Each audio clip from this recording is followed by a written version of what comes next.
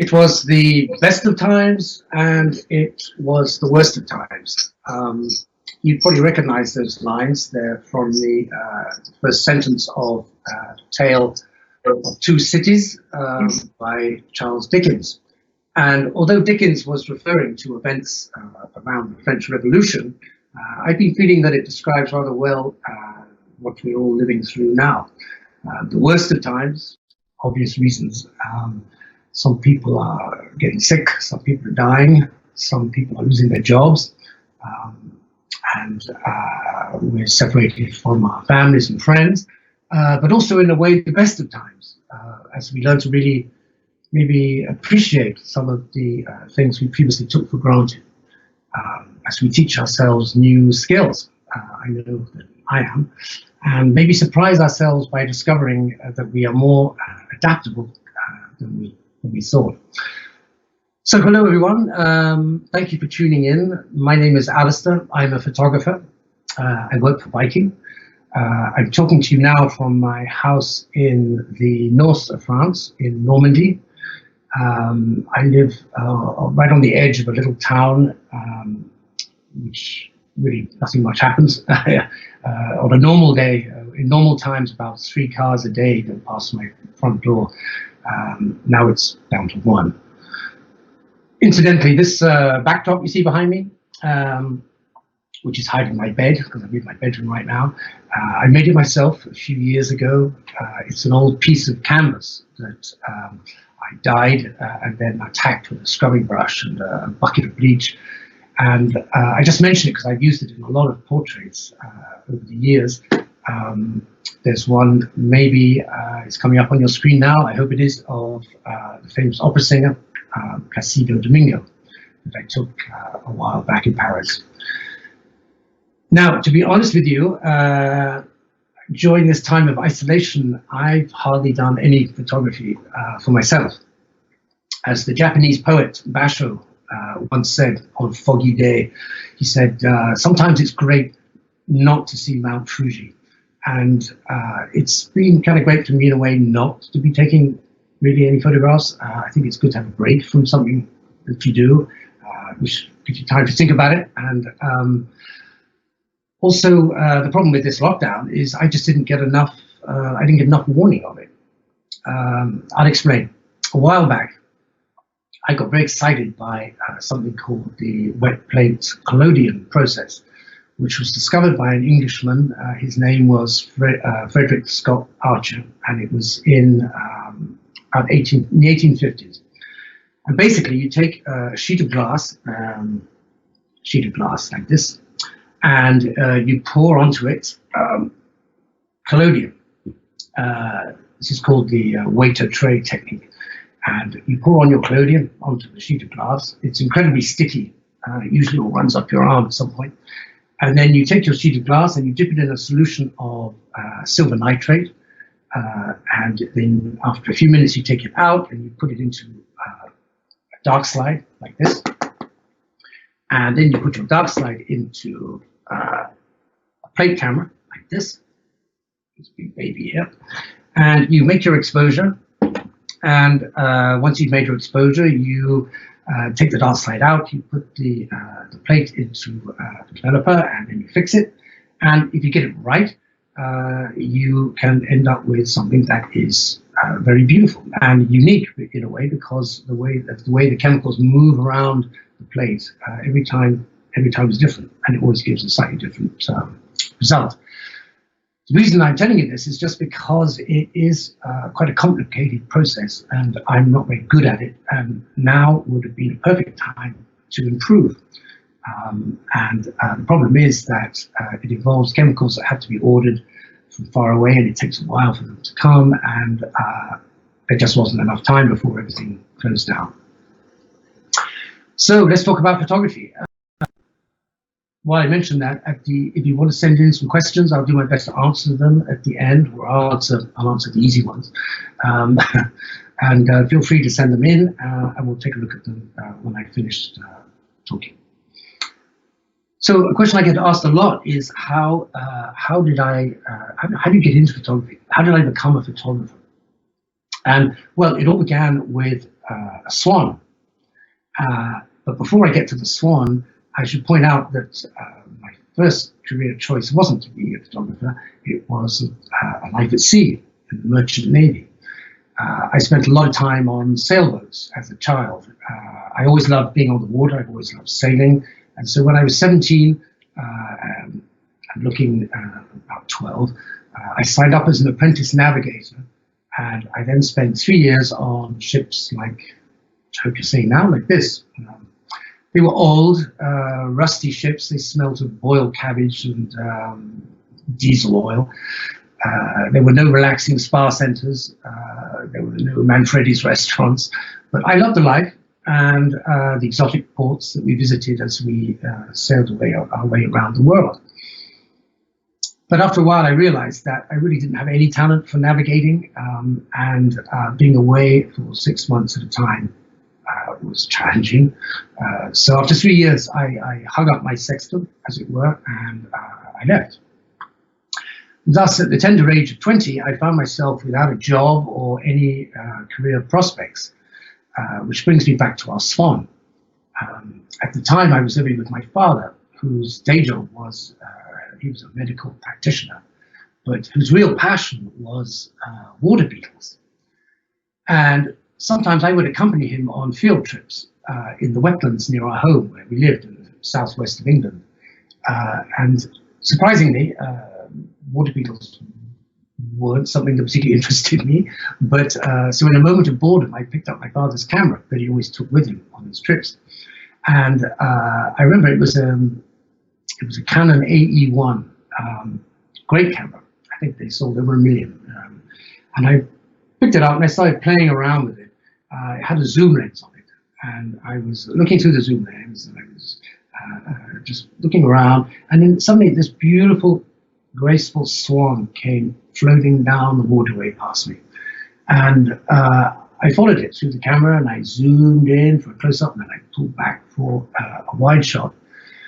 And I just remember thinking, wow, this is fantastic. There's possibilities to this. I didn't press the shutter button because in those pre-digital times, every time you press the button, it costs money. And my father, who was a true Scotsman, not have appreciated it.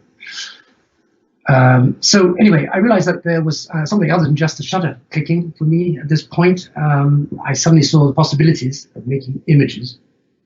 And although in all honesty, I guess that I was probably rather seduced by all those little, all those cute little dials and buttons and numbers that you get on cameras. Anyway, so the next step was to own my own camera, because having decided this is what I would do, I would become a photographer, I needed a camera. So I went out, and with my limited budget, I bought a camera called a Zenith. Some of you may remember, it was a Russian camera, I think, built like a Russian tank. And I started taking photos of whatever it was around me that I found interesting. Eventually, I cobbled together a portfolio of pictures, and I applied to an art college, and I was accepted, and I went and I did my studies, and I got my diploma. And it was while I was a student that I discovered one of the great pleasures of the image making process at that time, and that was the darkroom. Now, I've always loved darkrooms with their womb-like warmth and dim red lighting. And I'd imagine myself as some kind of 19th century alchemist with my apron on and mixing and agitating the chemicals with my hands like butterflies under the largest lamp as I dodged and burnt my prints. A favorite photographer of mine at that time was the great Ansel Adams, who I'm sure many of you have heard of. He made incredibly beautiful photos of the American landscape that are now part of America's cultural landscape. Incidentally, an enlarger normally has one light bulb in it from which you make your prints. Ansel Adams had an enlarger with 36 light bulbs in it, in 6 rows of 6, and each one had an individual on-off switch so that he could add or subtract tiny amounts of light to his prints. He was a real master of the darkroom. Being a student in an art college in the 1980s was a lot of fun with almost no responsibilities whatsoever. And just like leaving a warm darkroom, it was a bit of a shock for me to enter the cold reality of the world of work. What I needed was a job, and that meant, for me, going to London and knocking on doors. And after a lot of rejections, I was taken on as an assistant to a jewelry photographer who had a tiny studio in the centre of London, where he used a large-scale 10x8 format plate camera to photograph jewelry, mostly wedding rings, for catalogues and advertisements. My job was to set up the photo, and that meant carefully balancing each ring on a pinhead and using a tiny, tiny blob of blue tack to hold it in place, and then sticking the pin into a cushion of black velvet. So we have all these rings set up on the black velvet. Took forever. So far, so tedious, except that the photographer I was working for had a gammy knee. And quite often, as he approached the camera in order to take the shot of the line of jewelry that I set up for him, his knee would give way and he would just fall to one side, enough to make the sprung floor on which the studio on which we were working, it would just bounce enough to send all the little rings off their pinhead, and I'd have to start all over again. And for this, I was getting paid the equivalent of $25 a week after tax. So a few months of this, and I knew it was time to move on again. I replied to an ad looking for an assistant to an opera and classical music photographer. Again, this is in London.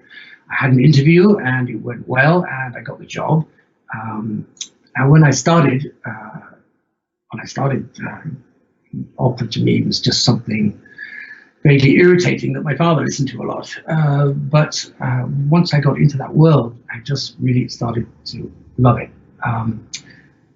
We would photograph all the dress rehearsals for the two main London opera houses, the Royal Opera House and the English National Opera.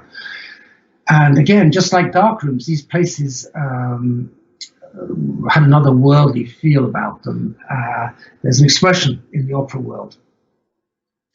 When you stick a knife in someone's back, they don't die, they start singing. And I loved this suspension of reality. For example, it became normal to go for lunch in the staff canteen backstage and be sitting there eating lunch surrounded by the entire cast of Verdi's Aida, all dressed as Egyptian slaves. It was wonderful to be around some of the best singers and musicians in the world and watch and listen to them at their work. Now, my job was to, as an assistant, was to take the full stage shots. I think you might be seeing one on the screen now. I used to work with Hasselblad, a medium format camera. It would be on a tripod, and I'd have spot meter to help me get the correct exposure. And it was a tricky business because most operas have certain key moments. It could be the moment when Mimi dies in La Bohème, or when Don Jose plunges the knife into Carmen, or when Parsifal catches the spear. And these moments, you have to know when these moments were coming and make sure you didn't miss them. And there were other problems, such as conductor. There was a great conductor called Sir George Solti, one of the world's top conductors, and he used to regularly complain or get irritated by the clicking of our buttons of our cameras as he was conducting a dress rehearsal. Until one day his wife came over and said to us, look guys, he's slightly deaf in his left ear, so if you all move to that side of the auditorium, he won't hear you. And which is of course what we did, and it worked. And when we weren't at the opera house, we'd be in the studio photographing singers and musicians for album covers or for their own publicity purposes. And there I had many jobs to do, putting up the lights, putting up the backgrounds, making coffee, posing for the Polaroids before the talent arrived. By the way, Polaroids, I really miss Polaroids. I'm sure others of you out there feel the same. There was something magical about them, like little precious jewels, each one completely unique. And when shooting outside on a cold day, part of my job was to stick them under my arm to warm them up, to help the development process. Anyway, one of the most memorable visits that we had to our photo studio was from the great Greek mezzo-soprano Agnes Balsa. She was famous for playing the role of Carmen in the Bizet opera, and she was incredible fireball of energy and charisma. And once she had put on her full Carmen costume and we were ready to start shooting, suddenly, for no reason, all the studio's strobe lights just started firing off independently. We didn't know what was happening, so we unplugged them and we plugged them back in and we checked the connections, and every time we were ready to go, all these strobe lights would start flashing. And we never knew why. It never happened before and it never happened afterwards. We just put it down to her extraordinary energy and charisma. So I carried on like this for about 3 years. Eventually I had enough of being an assistant photographer. I wanted to be my own boss, and I wanted adventure. So I upped sticks, and with just one full suitcase and a pretty much empty wallet, I took a night bus from London to Paris. And I arrived in Paris just as a grey Parisian dawn was breaking. I got off the bus, and I took my first photo in France.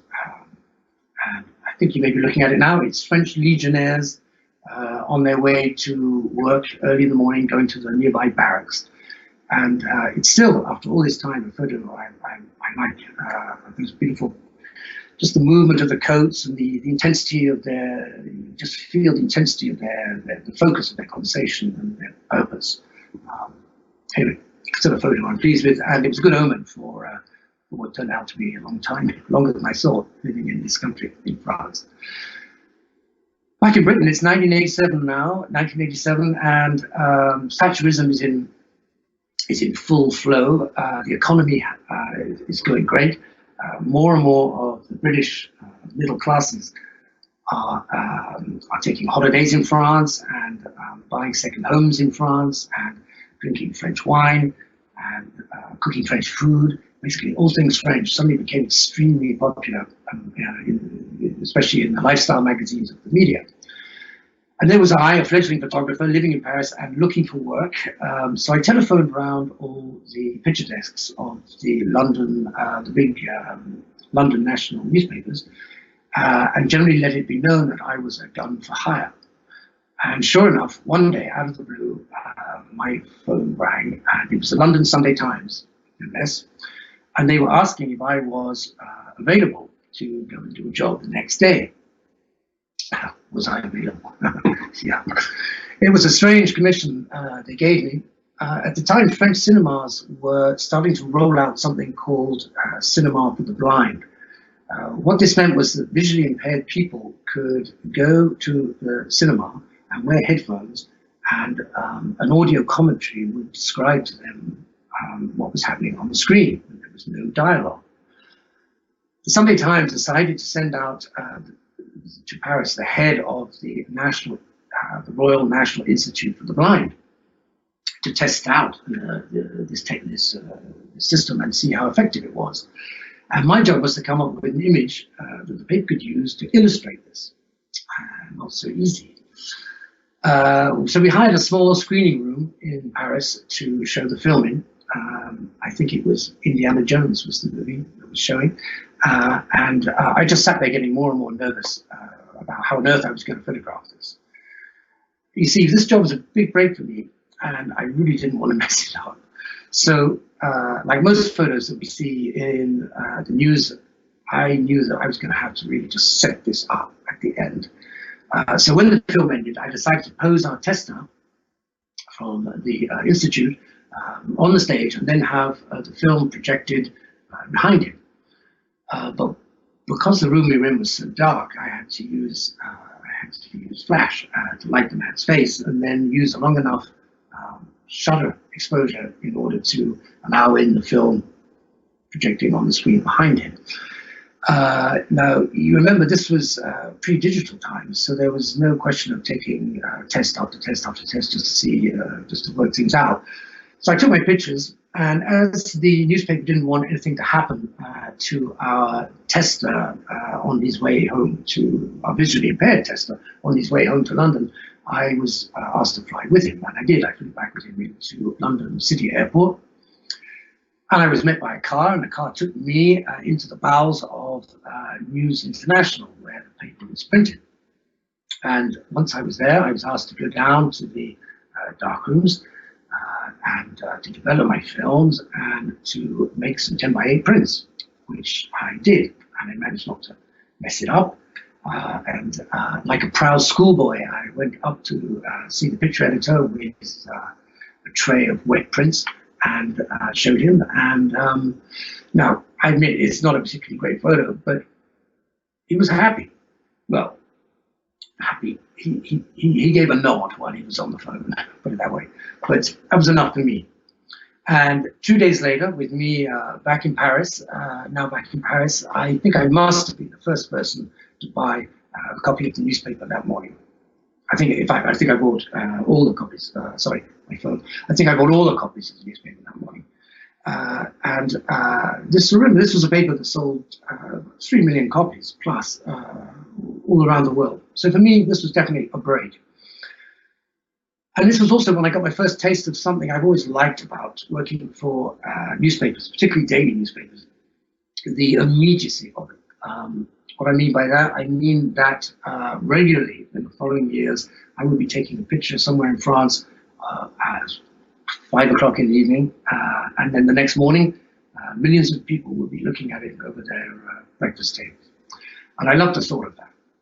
As I said earlier, newspapers were pretty flush with money at this time, which meant that they were willing to take risks on someone relatively unknown in the business, someone like me. So more and more work started coming my way. London picture editors were generally delighted to have someone on the ground in Paris who could speak French and who more or less knew their way around. So occasionally, whilst I was doing this, I'd get to meet one of my heroes, and one of them was, you may have heard of him, a Brazilian photographer. His name is Sebastião Salgado. He took photos, hopefully you're looking at them like this or this. And at the time when I met him, he was generally referred to as the world's greatest living photographer. He lived in Paris, and I went to photograph him at his home. And how nervous we both were.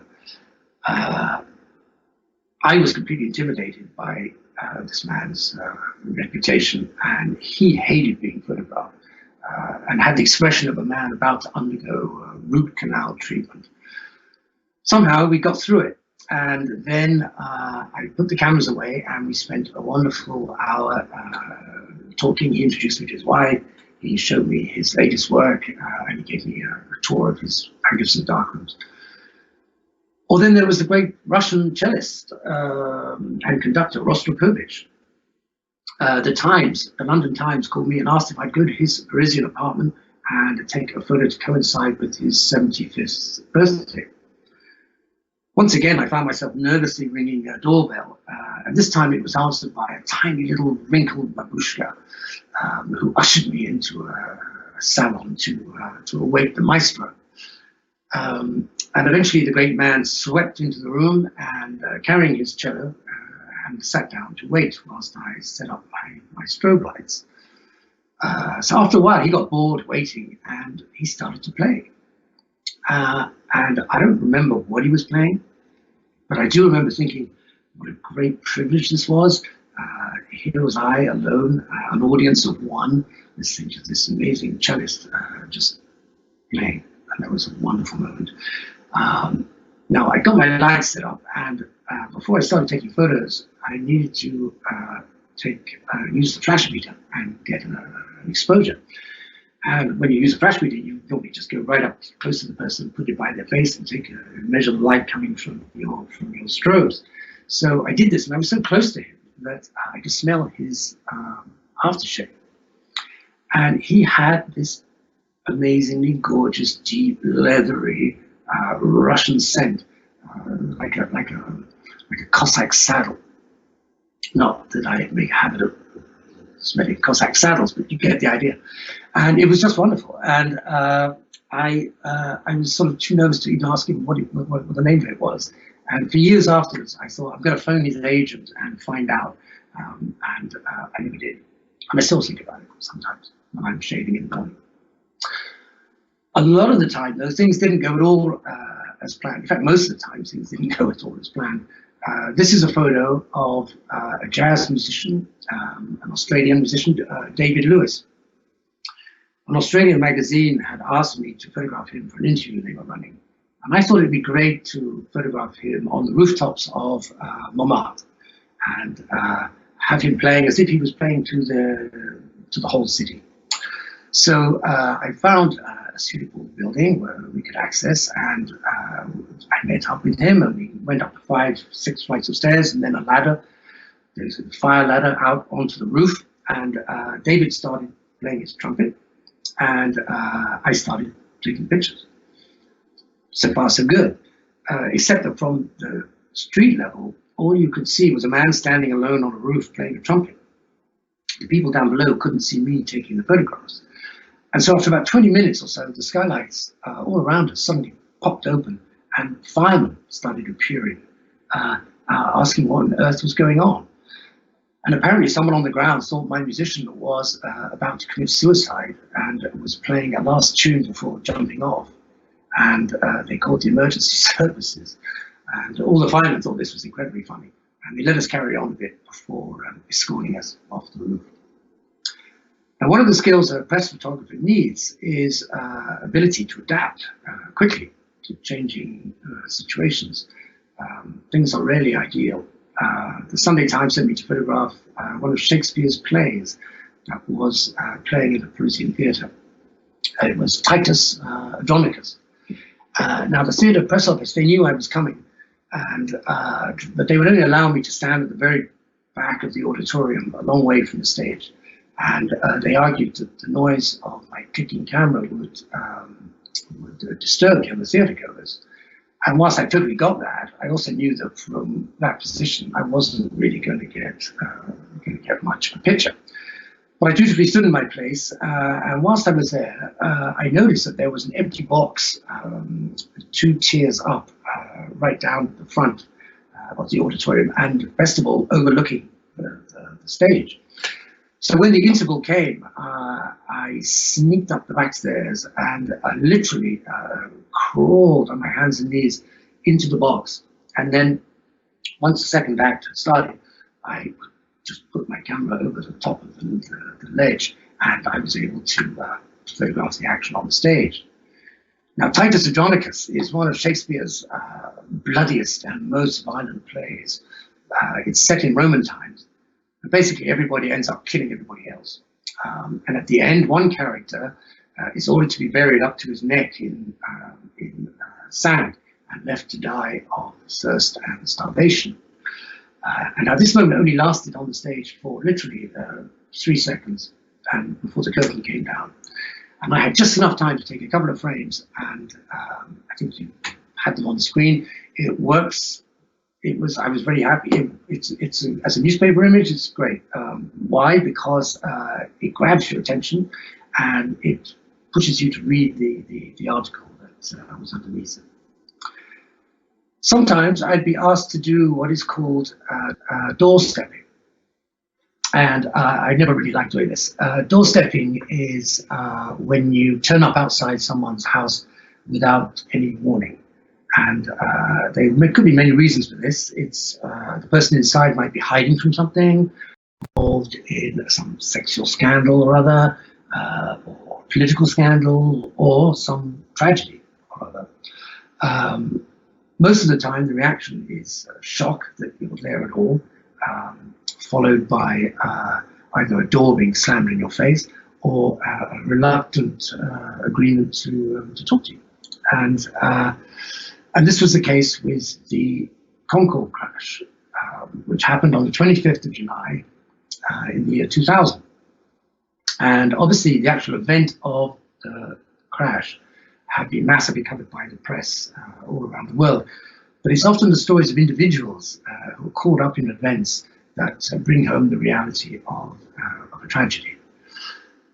On the 25th of July at 4:45 p.m. In the afternoon, just after takeoff from Roissy Airport, Air France flight 4590 crash landed on top of a hotel just outside the airport near Paris. All the passengers and crew died that day, including 4 chambermaids in the hotel that the plane crashed on. One of those chambermaids was an Algerian girl. She was just 19 years old, from an immigrant family living near to the crash site. Her name was Kenza. I got a call from a very experienced journalist a week after the crash, and she was the Irish Times correspondent in Paris. And she suggested to me that the story of Kenza deserved to be told, and that we should track down her family and go visit them. We didn't phone them first because we thought they would be more likely to talk to us if we just arrived unannounced. Now, they lived in a kind of rundown, low-income dormitory area near the airport. I was rather dreading going to visit them. I didn't know what kind of reception we were going to get. But her father let us in, and as we sat around a table drinking mint tea, Kenza's family told us all about her life and what kind of person she'd been, and what her dreams and hopes were. They told us how she died, and that the day she died, she was at the very first day of her new job at a hotel that the plane landed on. And as if that wasn't bad enough, the plane, she was due to leave work at 5 o'clock, and the plane crashed at 4:45. So the other, apart from her dying, the other tragedy was that she was the great hope of her family. Her 2 brothers had been in trouble with the police, and Kenza was the one who'd actually paid attention at school and got her baccalaureate, and that she was the whole family was kind of counting on her. So they showed us photographs of her, and they posed for photographs, and I realized that it became quite obvious that our presence in this home was having an almost cathartic effect. Telling strangers about their daughter had somehow, for a brief moment at least, brought her back to life. And this happened many times over my press career. You'd be in situations with people who had terrible things happen either to them or people close to them, and they would talk. Sometimes you just couldn't stop. You'd be there for hours, but it always surprised me. It always amazed me. So we're jumping back in time now. Let's jump back in time now, because we can, to 1991. The Daily Telegraph sent me and a journalist to the south of France, to Provence, to be precise. The story we were to work on was about a spate of burglaries that were happening in the homes, the second homes that were owned by British people. Now, the journalist I was working with had a real taste for the good life, and we checked into a very beautiful country hotel, the kind of place where when you go for a midnight swim in the outdoor pool, there's someone waiting with fluffy white towels for you when you get out. Anyhow, the next morning, as we sipped champagne by the pool, the journalist got a phone call from her foreign desk at the paper, and they told her something big was happening in Moscow. There was a coup attempt underway, and Boris Yeltsin was standing on a tank outside the parliament buildings, making a speech. And so the newspaper wanted her to forget about Provence and immediately go to Moscow to cover the story. It seemed burglaries in Provence could wait. I called the paper and I asked them what was I supposed to do. And they said they wanted me to go to the city of Cannes and on the Côte d'Azur, and to illustrate a story about the local mayor banning people walking around town wearing swimming trunks and bikinis. So I dutifully went off to Cannes and did the photos. But the whole time I was just so painfully aware that there was this huge potential world-changing event going on in Moscow, and I was in Cannes photographing people in bikinis. I couldn't get the irony of this out of my mind. So when I got back to my home in Paris, I made a decision. I was going to do something dramatic. I was going to try and be a war photographer. At that time, in 1991, the former Yugoslavia had collapsed, and the Serbs and the Croats were fighting each other. All I had to do was to get a train from the Gard Ostelic in Paris to Zagreb in Croatia, and bingo, there was my war just waiting for me. I stayed a couple of days in Zagreb. I got my press accreditation, and I met up with two other photographers who seemed about as naive as I was. Safety in numbers, we thought. Together we hired a small car and drove across country to where the fighting was, on the eastern border with Serbia. And amazingly, at this time, you still could hire a car to take into a war zone. This didn't last much longer because cars were being returned full of bullet holes and with smashed windows. But we arrived in a small town called Osijek, which is right on the border, and checked into a hotel where all the press corps were staying. It seems that in every war has its hotel. In Sarajevo, it was the Holiday Inn. In Belfast, it was the Europa. In Saigon, it was the Caravelle. In Baghdad, it was the Al Rashid. And strangely, in contrast to all the misery going on outside, war hotels can be great fun. A huge amount of drinking goes on. Everyone is pumped up with adrenaline. Rumors fly around. It's one big party. But you can't photograph a war from a hotel bar. So eventually the time came when it was we had to go to the front line. So I hitched a ride with an army truck, and we arrived at the very front of the front line, and that was when the fun suddenly stopped, because I realized all too clearly that I could actually die here. So what had seemed a little bit like a crazy game up until that point all became way too real for me as we took cover from sniper fire. I knew I was way out of my depth. If you've never heard the sound of an incoming mortar landing near you, it's unbelievable. It's like someone's tearing the sky in two. I remember once under one mortar attack, I stopped my car. I jumped out of my car, ran into the nearest building, and I'm sitting there petrified. And then I looked around me. I was sitting in a gas station, yeah, which in a mortar attack is not really where you want to be. So luckily, nothing landed on the gas station. But it was all becoming very, very real. Even in the hotel I was staying in, was mortared. I remember standing at my window of my room early one morning, transfixed as two incoming mortar shells from across the river came right at me. At the last minute, I just dived into my bathroom, and the mortar shells hit the ground, the floor underneath me, and seriously injuring a Spanish cameraman. And this was really too much for me. What I couldn't get over also was the fact that people I'd never met and with whom I had no particular quarrel wanted me dead. Being part of a press corps made no difference. Actually, it did make a difference. What it meant was that you became a target.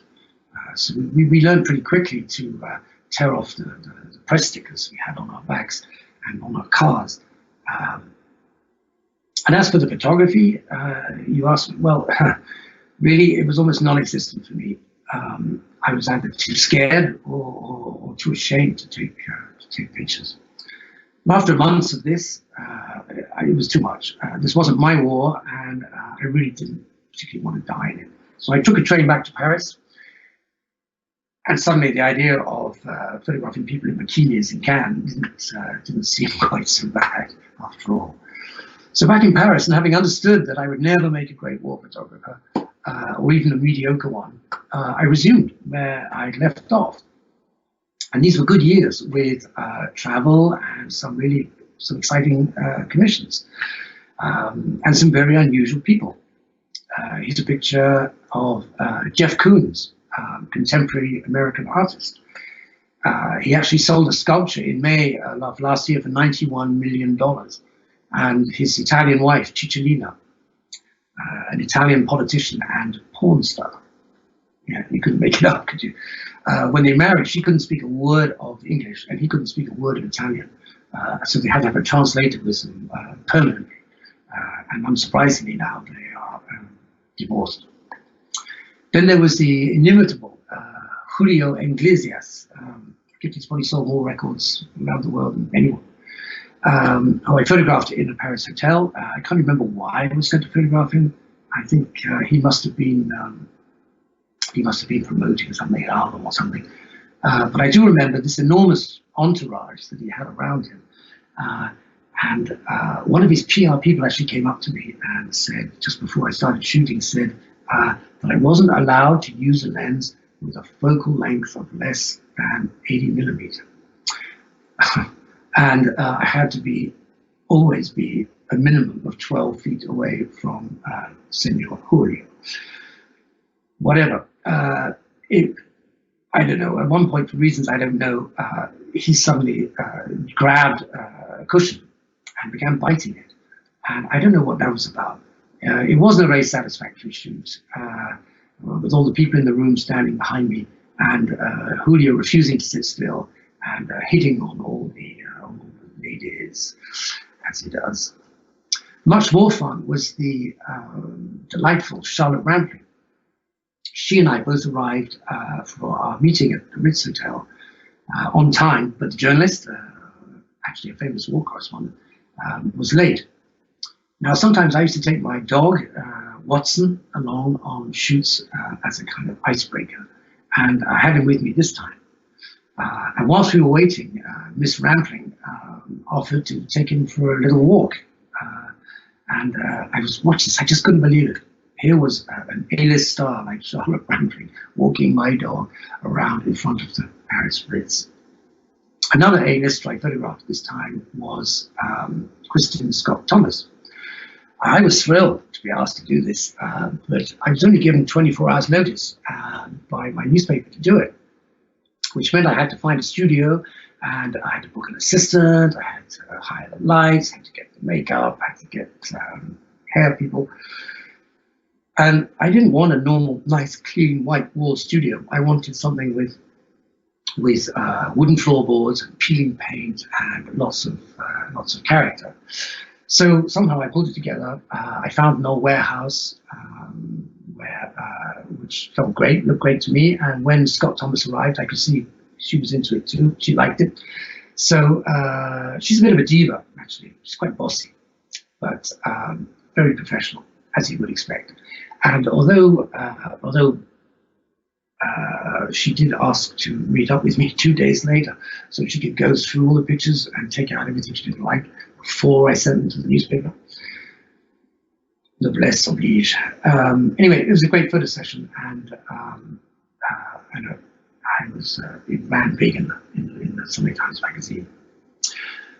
So September the 15th, 2008 is a date I won't forget in a hurry.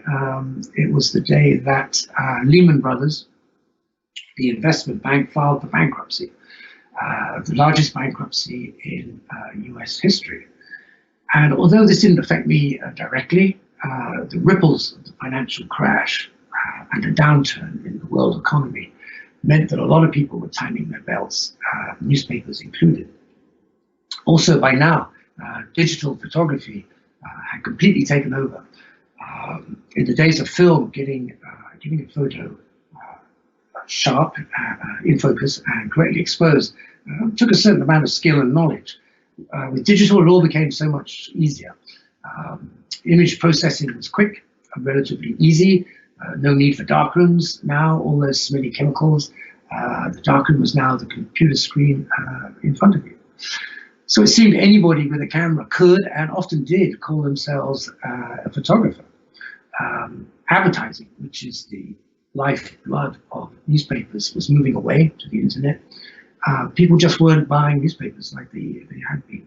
So with circulations down and less money to spend pictures, to spend on photographers, newspapers started asking journalists to go and do their interview and then take a picture that they could use afterwards. And the pictures often weren't very good, but they saved money, and that's at that time is what mattered. Anyway, with digital, all the boundaries between amateur and professional became very blurred, and there were more and more photographers seemingly chasing less and less work. And what this meant for me and a lot of my colleagues was basically unemployment. It was the end of an era, and it had been a hell of a ride for me, I think. But I knew things would never going to be the same again. And so from 2009 to 2001, 2009 to 2011, I barely worked at all. At one point, I was so short of money. This is true. I was so short of money that I went to my local supermarket and asked if I could get a job stacking shelves. And even that didn't work. So I was starting to get pretty desperate until one cold winter's day, and it was in February 2012, my phone did ring, and it was Viking Cruises calling. Was I free to go and do a job in Amsterdam? Well, funny enough, I was, again. So with one door having firmly closed behind me, the world of newspaper photography, another door open, the world of travel photography, a different but equally exciting world. And if I'm allowed back on Viking.TV, I will tell you more about some of the things I've been getting up to in the years I've been working for Viking. So if you're still here, thank you. If you're still with me, I think we could maybe go to some questions. Now, I need glasses for this. Let's have a little look. Just bear with me.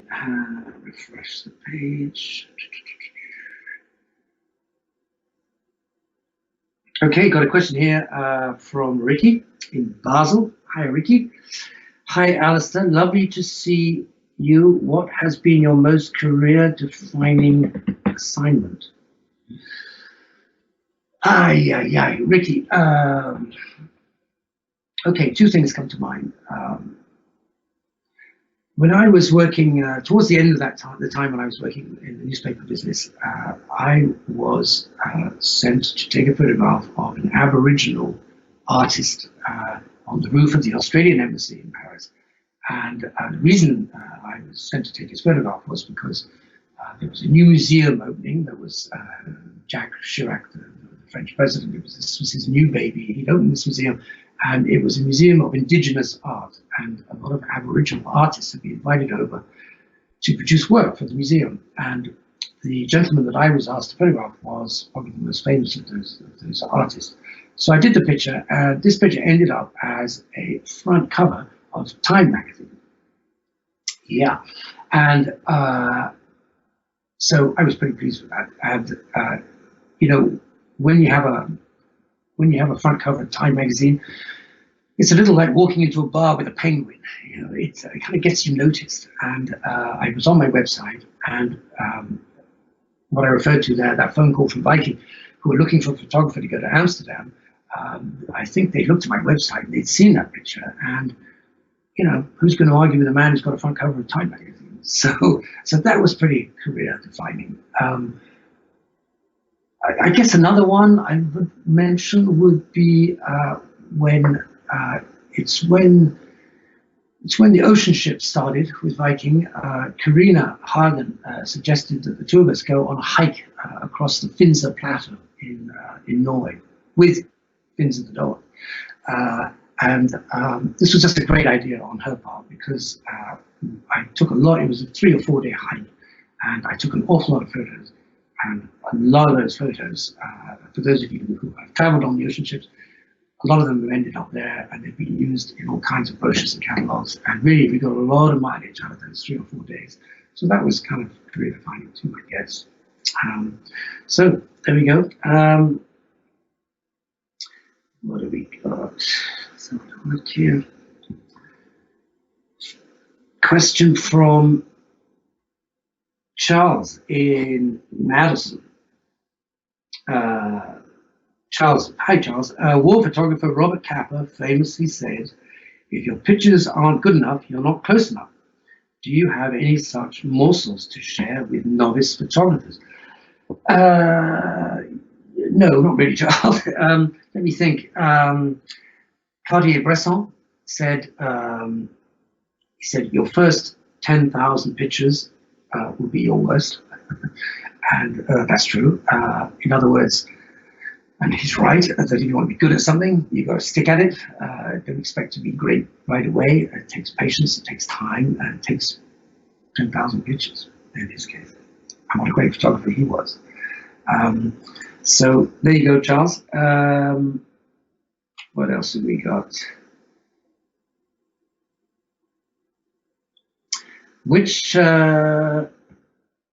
Here's one from, who's this one from Alex in Seattle. Hi, Alex. Which 20th or 21st century photographer do you feel is underappreciated or unrecognized? Yeah, that's a good question. Well, I guess if they were completely unappreciated or unrecognized, I wouldn't have heard of them. But there is a photographer that I've just been looking at his work lately. His name is a Norwegian photographer, actually. His name is Tom Sandberg. And he's just a great photographer. I think he's a great photographer. And he's not particularly well known. He's not particularly famous. He died in 2014. He had some success, but not a lot, not as much as he deserved, in my opinion. He took his photos were all black and white, and what was great about his pictures was he could make the ordinary look extraordinary. And I think that's whatever criteria we can talk about for what makes art. I think being able to take ordinary and make it look extraordinary, or in other words, to show something that you may not have noticed before by shooting, or in this case, shooting at a certain angle, certain light. He was a real master of light as well. Beautiful light in his pictures, and they're very quiet images. They don't shout at you. They don't demand attention. They don't demand to be looked at. But what they do demand, actually, is time. You don't just flick through them. You need to just spend a little time looking at them. Boy, you get a lot back. So I think I would put him really high up the pedestal. Check him out, Tom Sandberg, Norwegian photographer.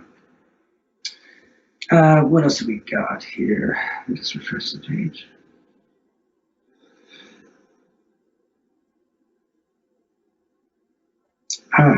Ken Owen in Michigan, USA. Hi, Ken.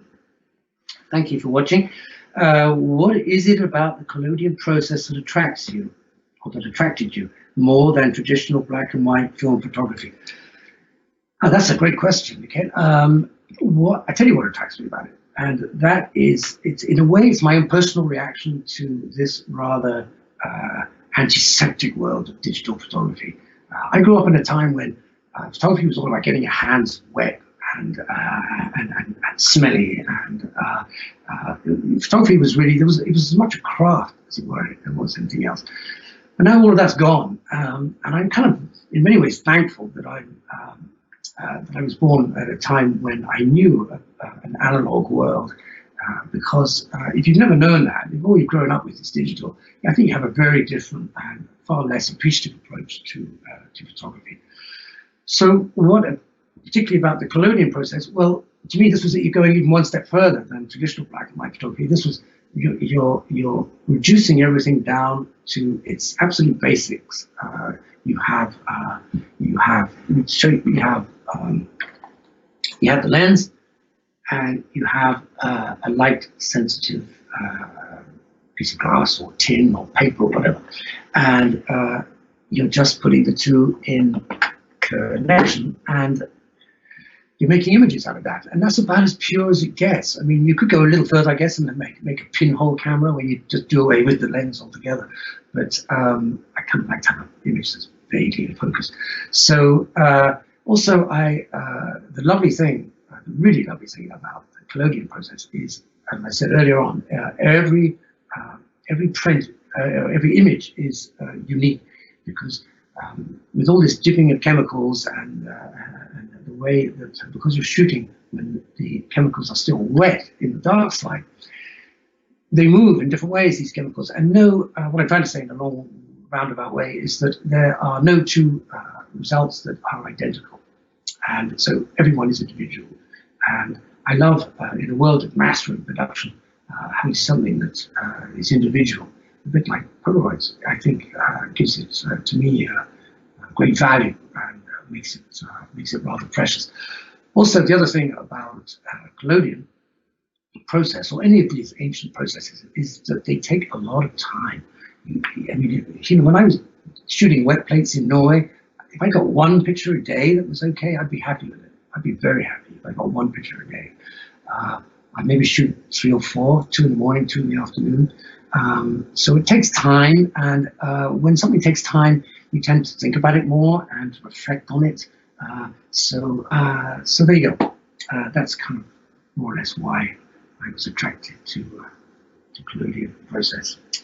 Glasses, sorry, easy to lose. So shooting the digital.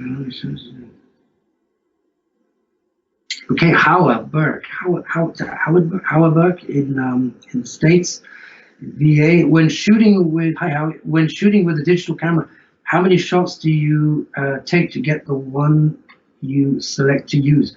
Yeah, that's a good question. I'm not a massive. I don't shoot a lot. Again, because I grew up I learned photography at a time when film costs money and processing costs money, and every time you press the button, it costs money. So I tend not to shoot a lot. Sometimes I see kids these days basically just shooting a video, still, just banging away. So I don't shoot a lot. I think the answer to that is really just shoot to be sure you've got what you need. And the beauty, of course, now is that you can just look at the back of your camera and have an idea about it. But it's a very good discipline to, in other words, the more you shoot, you can shoot 1,000 pictures. Doesn't mean you've got a good one. And you can shoot 3 pictures and they can be fantastic. So there's no correlation between the number of pictures you shoot and the quality of your images. So I think this is a case, Harry, of less is more. Another question. Patty says, thank you, very interesting. Well, great, Patty, thank you. Thank you for watching. No question there, but thank you. Let's have a look. Wow, some of these are easy and some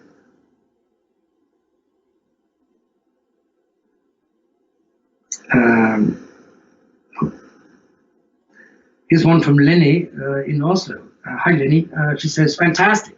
If you should describe the best pictures you have ever taken to a blind person, what would be your words? Love this Viking channel. Thank you, Karina. Well, I definitely echo thank you there.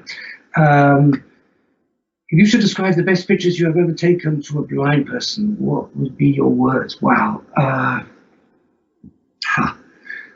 Yeah, it's funny, it's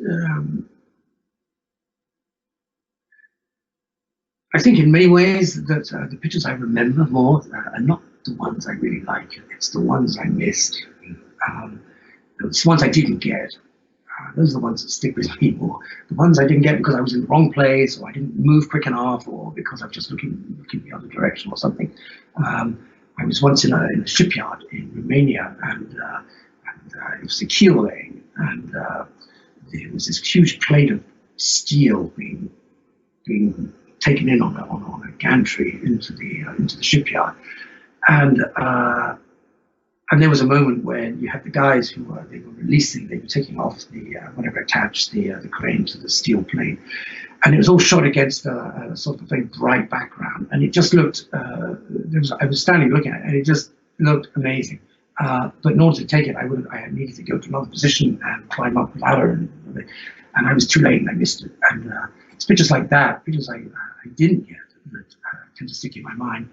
But it would be a nice exercise to try describing pictures to a blind person. I've even heard of blind photographers, which I don't quite understand, but apparently it's a thing. Anyway, I'd be interested to try that one day. Let's take just a few more.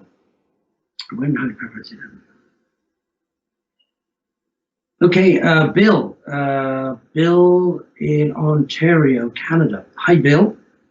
When and how did paparazzi develop and become such a popular occupation for photographers? Well, I can tell you why it's a popular occupation for photographers. It's because you can make a lot of money at it, and that's why.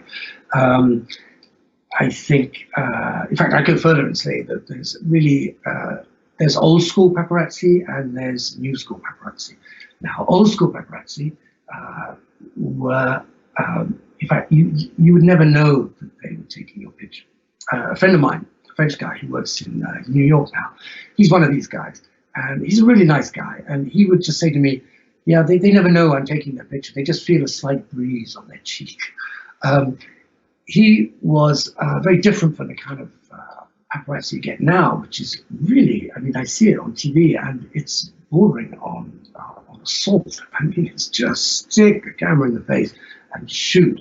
And it's, I mean, I feel very sorry for anybody who's really in the media spotlight these days, because it's not pretty. You know, there used to be sort of gentlemen's agreements in the past on how paparazzi should behave, and that's all gone by the window. Actually, paparazzi is Italian. It's I think it comes from a film, a Fellini film. The word paparazzi comes. There's a character in a Fellini film called Paparazzo, and Fellini loved this name because it suggested a small buzzing thing that buzzes around, which is kind of what a paparazzi photographer is. And but I think, you know, if you get that shot, you can make a lot of money. I did once have an exclusive. It was a picture of, it wasn't a paparazzi shot. I mean, I'll be honest with you, I'm the world's worst paparazzi photographer. Basically, if someone doesn't want their picture taken by me, fine, I'll leave them alone. But sometimes I got sent on doing paparazzi jobs. I'd always hate doing them. You'd end up sitting for hours and hours and hours outside an apartment or a hotel waiting for someone to come out. Anyway, but I did once get a shot with, it was a couple of spies, and they were whistleblowers, and they'd done a runner and come to Paris, and I had the exclusive on this, and they were in hiding. In fact, they did a very good thing. They went to, where would you go for hiding? They went to Disneyland, which, why would you ever look for a couple of spies in Disneyland? But so I met up with them and I photographed them, and that was a world exclusive. It was a big story at the time, and my phone for the next 3 days was ringing non-stop from calls from around the world with people asking if they could buy sets of pictures. So yeah, pretty much made a few quid there. Sorry, updating here.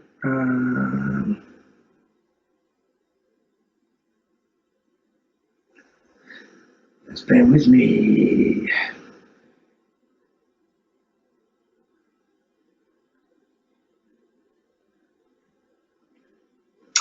What have we got here? Leonard Scappoose, Oregon. Leonard from Oregon says, hi, you spoke about writers who started taking their own photographs. Well, yeah, I mean, journalists taking pictures, yeah. Was there ever a case where you turned the tables and did your own writing? No, really. Did I ever do my writing? No, I didn't. In fact, in many ways, I think it's best to avoid being, because it happens more and more people doing the writing and doing the photos. And in my experience, what happens is you end up with mediocre words and a mediocre image. To do either well, you need to really be focused and fully concentrated, not trying to separate. I see sometimes these video bloggers, and they're talking to a video camera, they're doing sound, they're flying a drone, they're taking stills, they're doing it all at the same time. It's very difficult to do all of that and make it work. Also, writing is, I love reading, but I'm not sure I ever want to be a writer. I'll stick with photography. What have we got? Let's do 2 more, shall we? Got some nice ones. Where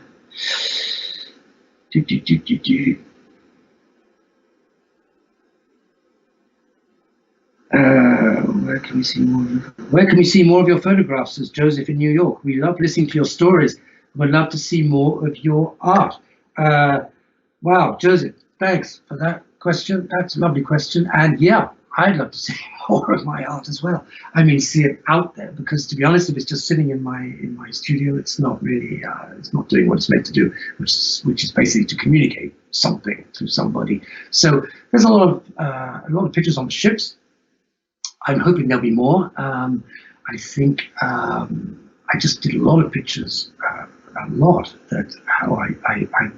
presented a lot of pictures that were taken and used on the refurbished Russian ships, and I haven't seen them. I mean, I've seen the pictures obviously, but I haven't seen them in situ on the ships. But I'm looking forward to that. And I don't know. I'd like to make a book. I think I'd love to do a book of pictures, and maybe we could somehow make that available to our guests. Anyway, keep on looking, and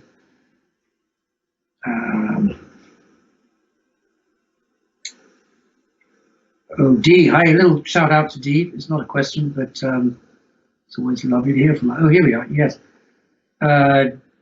Yeah, Dee from Ottawa in Canada says, what fascinates you most, place or people? Wow, Dee, what fascinates you most, place or people? Well, both, really, both, and one in the other is even better. I think certainly places. Well, before I knew I was going to give this talk to you, I was thinking about what is one of my favorite places to photograph, and without doubt, pretty much in the top 3 for me would be Japan. Japan, the amazing thing about Japan is that you can experience the past, the present, and the future at the same time. Because it's a country that's so attached to its tradition, and tradition goes back a long way. You get the past, which is everywhere. The future, the present, obviously you're in it, and the future, because it's just technologically so advanced, and often what you see in Tokyo is the kind of stuff that they have there is years in advance of what we're going to get down here in France. So Japan, Japan really, I love Japan. Photographing people has always been a bit of it's not a struggle for me so much, but one thing I hate is making people, if people are up for it and they're willing to be photographed, then that's great. But if people don't really want to be photographed, or they're ill at ease, or they're not used to it, then I can find that, a little challenging sometimes, because I feel their pain. But the places definitely, there's just so many wonderful places to photograph around the world. And I've been very lucky to go to a lot of them. It's been great. Glasses. Let's do one more, shall we? Although I can keep going. I could be like Fidel Castro and go on until 2 in the morning. But, okay, Jerry Fiesel from Kent, Ohio. Hi, Jerry. Thank you for watching. And Jerry says, when did you discover that digital was sufficiently developed to use in place of chemicals in the darkroom? Jerry, it wasn't me who decided. It was people on pitch desks. Because if you just weren't up to it with the technology, they weren't going to use it anymore. Because especially in daily newspapers, time is of the essence. And when they start putting the paper to bed, which in other words, laying it all out, laying out the pages ready for printing, which usually happens sort of around 7 to 8 in the evening. If you've been taking a picture for them that afternoon, they've got to have it, because the worst thing that can happen is there's a hole on the page, and they have to hold the presses, and that costs thousands every minute. So I think it just, it was a no-brainer. Digital existed, I had to go for it. And to be honest, it's great. I'm not a Luddite, and I have no great problem with digital photography. I think I have some criticisms of it, and I think it's taken away a lot of the a lot of the things that got me into photography in the first place. When I was talking earlier on about the craft of photography, getting your hands dirty, and I miss all of that. But no, digital's great, and it's always good to keep in mind, Jerry, that it doesn't matter how you take a picture or what you take it with. What matters is the picture. It's not the camera that makes the picture. It's not the whether it's digital or non-digital that makes it. A good picture is a good picture, whatever it's taken on. So let's leave it at that, shall we? There's a lot more questions here, and really, I'm very touched that you sent them in. Thank you so much. If I'm invited back, I will talk to you more about what I've been doing with Viking. And this may be a good moment to, I just had an idea. Why don't I ask you to, here's the homework, to take pictures. I'm going to give you a subject, and you can send in your picture. You can send it in to Viking Family at vikingcruises.com. That's Viking Family at vikingcruises.com. Take a picture, and the theme is isolation, something we all know a lot about right now. And you can either interpret that, we can interpret it any way you want. You can interpret it in a literal sense, such as, a children's playground with no children in it, or an empty road, or something in a kind of literal way. Or you can use it as a metaphor, and it doesn't necessarily have to be a sad or depressing image. Isolation, I think, a lot of positive things. As I was when I started out talking, I was trying to get across that idea that, certainly for me, and I hope I'm not alone, a lot of positive things come out of this time. So why not, in the next week or so, take a picture with the idea of isolation, email it to Viking Family at vikingcruises.com, and I'll talk to James and whoever, and we'll try and we'll find a space where we can put these pictures onto the Viking.TV site, so we can all look at them. Maybe add a sentence just saying what it is, or why you took it, or what inspired you, and maybe next time I talk to you, I'll pick some out and we'll have a look at them together, and we'll take it from there. Good. It's been lovely. If you're still here, thank you so much for being with me. It's been a pleasure for me.